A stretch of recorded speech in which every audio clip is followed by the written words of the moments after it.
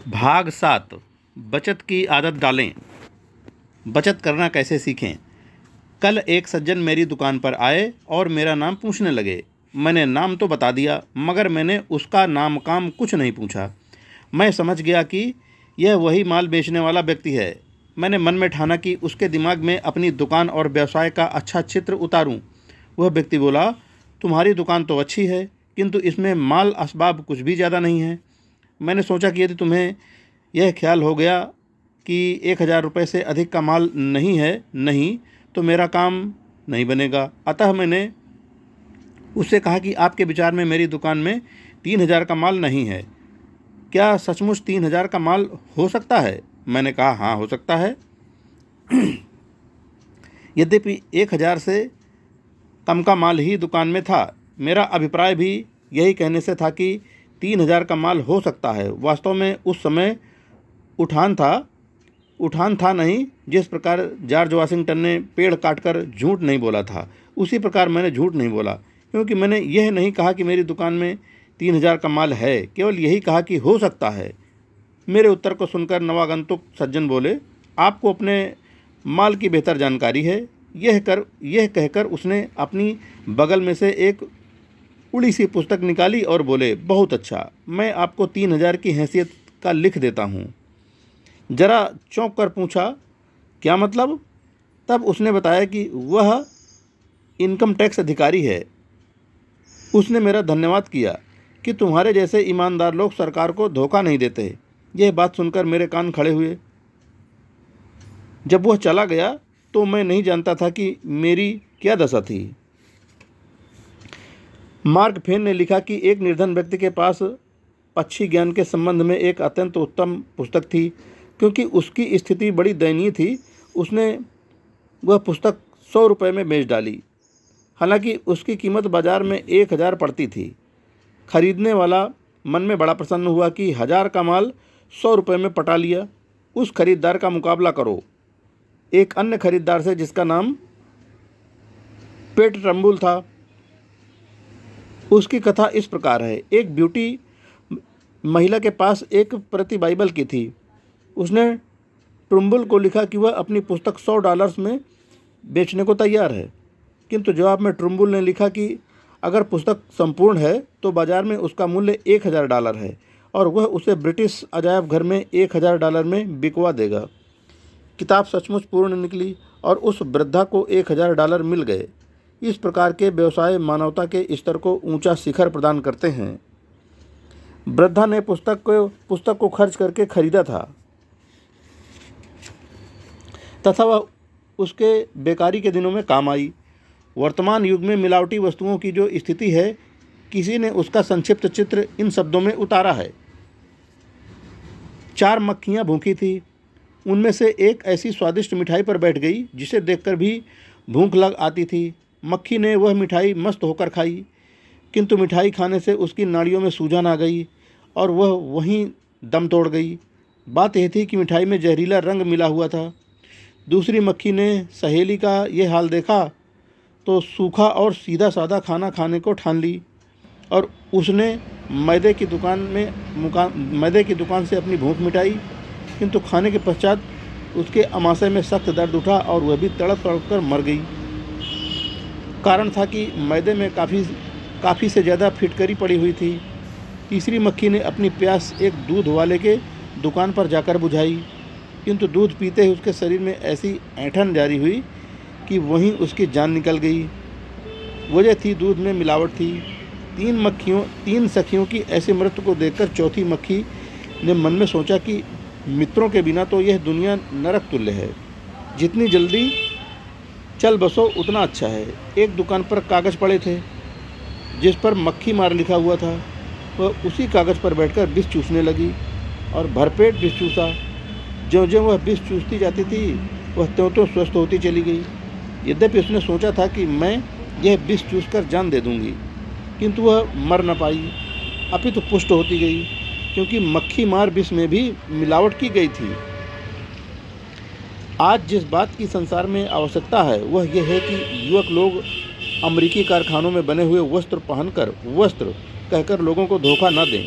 New York की बनी हुई मलमल को आयरलैंड की बुनी हुई कहकर न बेचें। संसार को आवश्यकता है ऐसे वैद्यों की जो रोग को न समझकर जताएं कि हम उसका पूरा इलाज कर सकते हैं। आवश्यकता है ऐसे लोगों की जो अनुचित दवाओं का प्रयोग रोगियों पर न करें। ऐसे लोगों की आवश्यकता है जो गुप्त सभाएं करके या अनुचित साधन अपनाकर जनता को धोखा न दें। ऐसे वकीलों की ज़रूरत है जो अपनी फीस कमाने के लिए मुवक्किलों को मुकदमेबाजी में न फंसाएं। ऐसे उपदेशों की आवश्यकता है जिन्हें बड़ी बड़ी तनख्वाहें प्राप्त करने की अपेक्षा आत्मा और परमात्मा की आवाज़ सुने, उस पर चलें, लोगों की वाहवाही लूटने की ओर ही ध्यान न दें। ऐसे व्यापारियों की ज़रूरत है जो गज में 36 इंच मन में 40 शेर ही दें। ऐसे संवाददाताओं की आवश्यकता है जो केवल संपादक महोदय की संतुष्टि के लिए गंदे और अपमानजनक लेख न लिखें। ऐसे मर्दों की आवश्यकता है जो यह न कहें कि चूंकि अमुक व्यक्ति ऐसा करता है अतः मैं भी वैसा करूंगा। ऐसे युवाजनों की आवश्यकता है जो बेईमानी के किसी भी काम को लाभकारी न माने। किसी दुकान में एक महिला का प्रवेश हुआ। कुछ पल सामग्री देखकर वह दुकान से बिना कुछ लिए चली गई। दुकान के मालिक ने नौकर से पूछा कि तुमने उसे कोई चीज़ क्यों नहीं बेच दी? तो नौकर बोला, साहब उसने खास किस्म का माल मांगा था जो हमारे यहाँ नहीं है। स्वामी ने कहा, तुमने अमुक माल दिखाकर क्यों न कह दिया कि यह वही है? नौकर ने उत्तर दिया, क्योंकि वह वांछित कोटि का नहीं है, इसलिए मैंने उसे ऐसा सिद्ध नहीं किया। मालिक ने तेवर चढ़ाकर कहा, कमाल के आदमी हो, तुम्हारा ऐसे पास निबाह नहीं हो सकता। नौकर बोला, बेहतर जनाब, अगर नौकरी बचाने के लिए झूठ की ज़रूरत है तो मैं जाता हूँ। और यही ईमानदार नौकर एक दिन पश्चिम का बड़ा सौदागर बना।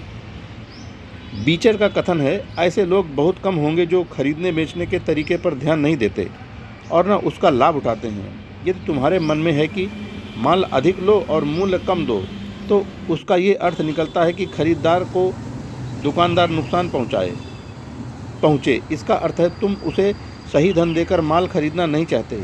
उचित मूल्य से कम मूल्य पर बेईमानी है। रिवाज के मुताबिक यह बताना बिल्कुल गलत साबित होता है। एक दुकान पर उम्दा तासें पड़ी थी। उन्हें देखकर दूसरा दुकानदार बोला, वाह वाह, कैसी उम्दा तासें हैं, खासकर वह तो बहुत बढ़िया हैं जिन पर लिखा है दया करना, अच्छी आदत है। यह बात सुनकर तासों वाली दुकान का मालिक बोला, हाँ आप ठीक कहते हैं, मैं यह तासें बाहर देश से लाया हूँ।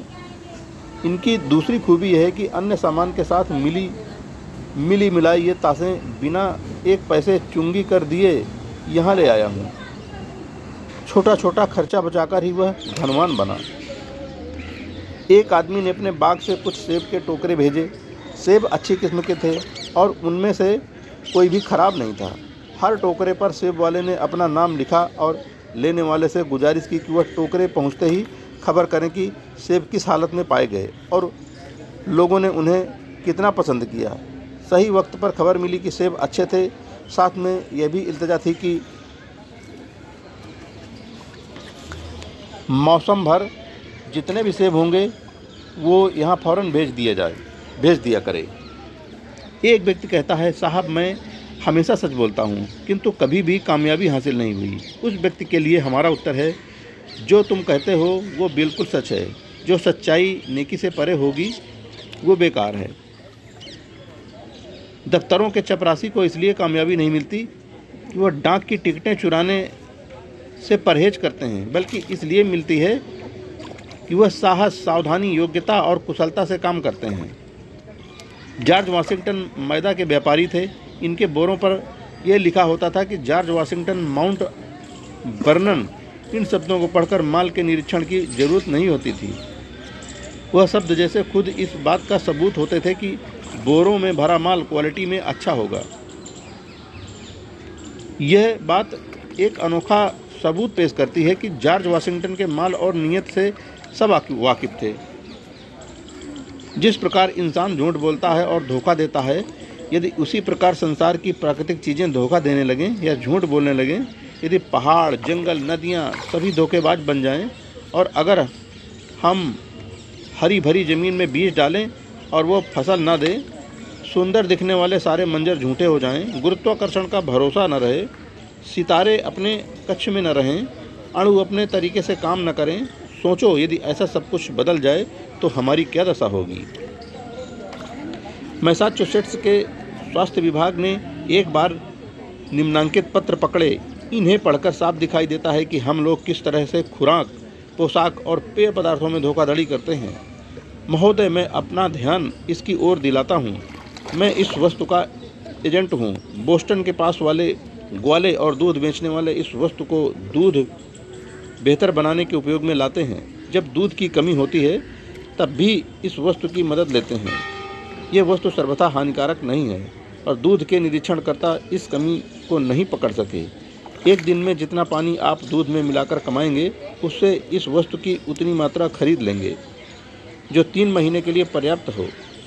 यदि आपके इस कारोबार में कोई राजदार मित्र हो तो कृपया उसे भी इस वस्तु की जानकारी दे दें।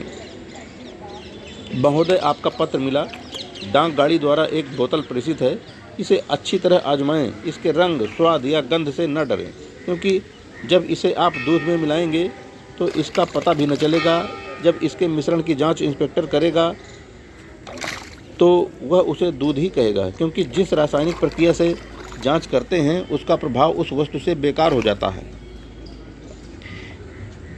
इन पत्रों के साथ प्रयोग विधि भी थी, जिसमें इस मिश्रित रंग के साथ चीनी, पानी और नमक की मात्रा का उल्लेख करते हुए लिखा था, अगर दूध से मलाई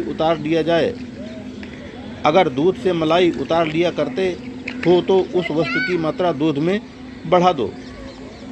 कुछ लोग चीनी का दूध में प्रयोग नहीं करते। यदि दूध में चीनी मिला दी जाए तो वो गाढ़ा प्रतीत होता है। दोस्तों, इस लेसन का ये 7वां भाग हम यहीं पर पूरा करते हैं। जय हिंद फ्रेंड्स।